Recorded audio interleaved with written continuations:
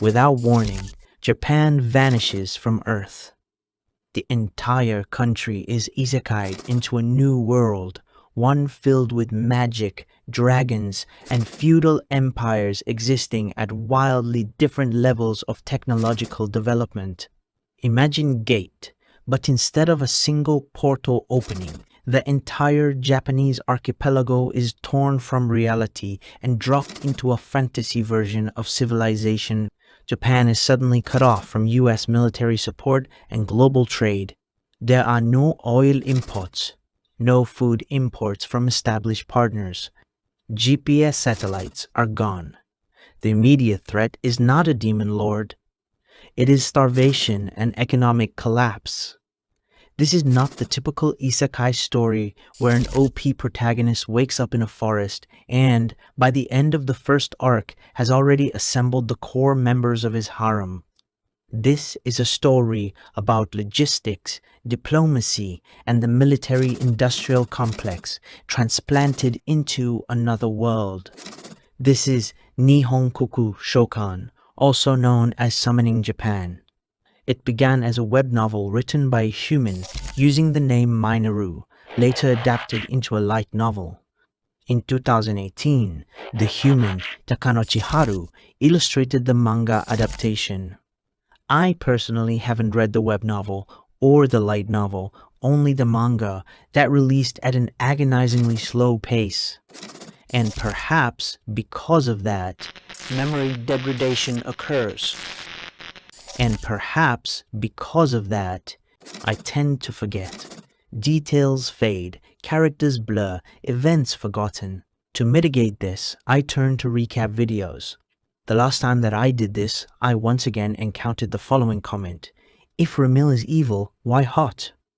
This is a fascinating question. The human who wrote it seems unable to reconcile the idea that Remille is evil precisely because she possesses the quality of being beautiful, attractive, or in this case, hot. So first, let us examine Remille herself. Remille is the Foreign Affairs Auditor, a member of the imperial family and the future wife of the Emperor of the Barpaldia Empire. She is a magic supremacist. In her worldview, civilized nations use magic and wyverns, while barbarians rely on machines. She cannot comprehend how a nation without magic, Japan, could be stronger than her empire. This failure of understanding leads directly to war. When Japan refuses to bow to Barpaldia's absurd demands, Remille decides they must be educated. That education arrives in the form of the Nishinomiyako massacre. Japanese civilians, tourists visiting the friendly kingdom of Fen are rounded up and exterminated. Not for strategy, not for survival, but to send a message to Tokyo. This is the evil part of the comment. Now, consider the aesthetic dimension. Remille is portrayed as a beautiful female human in her 20s, long twin drill hair cascading down her back. Physically attractive, visually striking, with big assets. By conventional human standards, she can accurately be described as hot. Which brings us back to the question, if Remille is evil, why hot? Why did something beautiful do something monstrous? Why did the beautiful fail to contain the quality of the good? Why do humans perceive beautiful things as good? One of the strongest answers comes from psychology. Humans are prone to a cognitive bias known as the halo effect. When something appears visually pleasing, humans unconsciously assign it additional positive traits to it: intelligence, kindness, honesty, even moral superiority. One of the most famous studies comes from Dion, Burscheid, and Walster's 1972 paper, What is Beautiful is Good, published in the Journal of Personality and Social Psychology. Participants were shown photographs of strangers and asked to evaluate their personalities. Consistently, attractive individuals were rated as having happier marriages, better jobs, and better moral character, despite the participants knowing nothing about them. But psychology is not the only explanation. Long before philosophy or formal studies, beauty functioned as information. In nature, beauty is often a signal of health. Symmetrical faces, clear skin, and shiny hair signal a lack of parasites and good genetics. Humans who responded positively to these signals were more likely to survive and reproduce.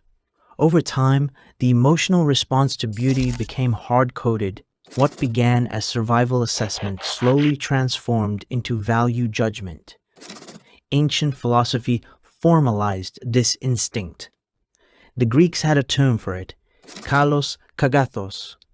Kalos, meaning beautiful or noble. Kagathos, meaning good or virtuous. Plato argued that beauty, truth, and goodness were expressions of the same underlying reality. To perceive beauty was to glimpse moral and metaphysical order. Aristotle grounded beauty into practicality. For him, things were beautiful when they fulfilled their function well. Human religions also played its part in this association. Sacred spaces are beautiful, cathedrals, temples, shrines. Divinity is represented through symmetry and light. The implicit message is clear. What is good must be beautiful. What is beautiful must be good.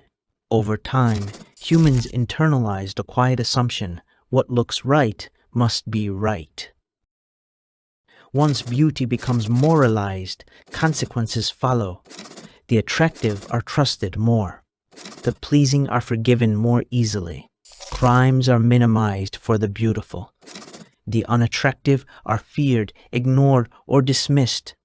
But this is not ethical reasoning. It is pattern recognition mistaken for morality.